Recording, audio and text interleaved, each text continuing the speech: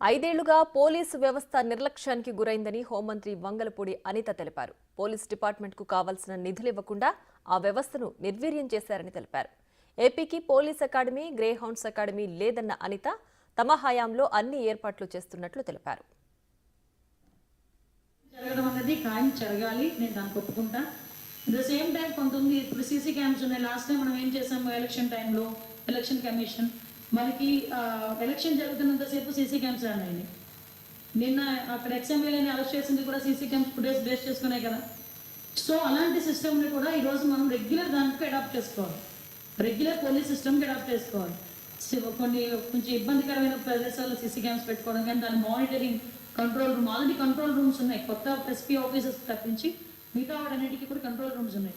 కాకపోతే లాస్ట్ 5 సంవత్సరాలు CC cams పనిచేయడం మానేసినాయి, ఫింగర్ ప్రింట్ స్కాన్ పనిచేయడం మానేసినాయి.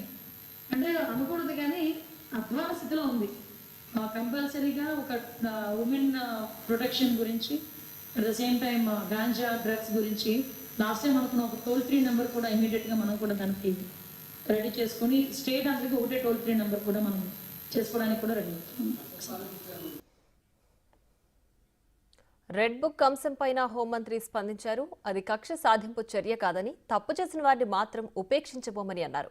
పార్టీ అధినేత మాట మేరకు ఎన్డీఏ కార్యకర్తలు సంయమనం పాటించారని, చట్టాన్ని ఎవరు చేతుల్లోకి తీసుకున్నా ఊరుకోబోమని అన్నారు అనిత. నేషనల్ క్రైమ్ రిపోర్ట్ ప్రకారం గంజాయి, మహిళల మిస్సింగ్ నేరాల విషయంలో టాప్ 3 ప్లేస్లో ఏపీ ఉన్నట్లు హోంమంత్రి తెలిపారు. కక్ష సాధింపు చర్య కాదు, దయచేసి మీరు అది అర్థం చేసుకోండి.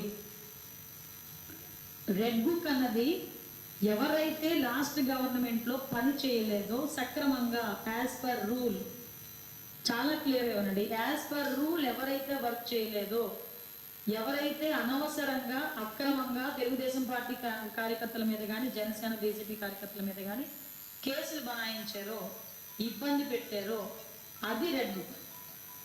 కక్ష సాధింపు అన్నది మేము మొదలు పెట్టాలంటే డే ఫస్ట్ నుంచి స్టార్ట్ చేయాలి. మా అవసరం ఉండదు, కార్యకర్తలు బయటకు వచ్చేస్తారు. కానీ ఒక్కటేంటంటే ఎన్డీఏ కార్యకర్తలందరూ కూడా కడుపులో ఎంత వాదన్నా, ఎంత కసున్నా, వాళ్ళు లాఠీ పెట్టుకుంటున్న పోలీసు ఎదురుగా కనిపిస్తున్నా కూడా కేవలం చంద్రబాబు నాయుడు గారి మాట బేస్ చేసుకొని వాళ్ళు ఇది చేస్తారని నేను చెప్పట్లేదు. కానీ నాయకుడి మాటకి ఆ వాల్యూ ఇచ్చారు. వైజాగ్ సిపి ఆఫీస్ తాకట్లో ఉంది. ఆ సిపి పరిస్థితి, నేను డబ్బులు కట్టలేదు అనుకోండి, ఏదో ఒక రోజు వచ్చి నోటీస్ అంటిస్తారు సిపి ఆఫీస్కి.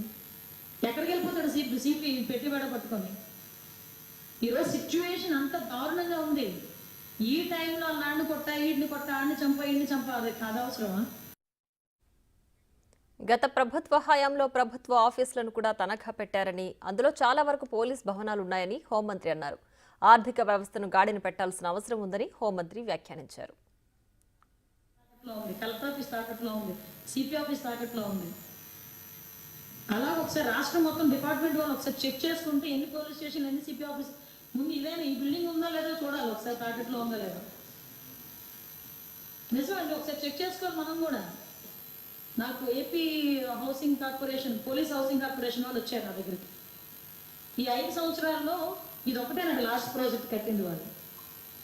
వాళ్ళకి ఏదైనా కన్స్ట్రక్షన్ ఇస్తే 5% తీసుకొని వాళ్ళు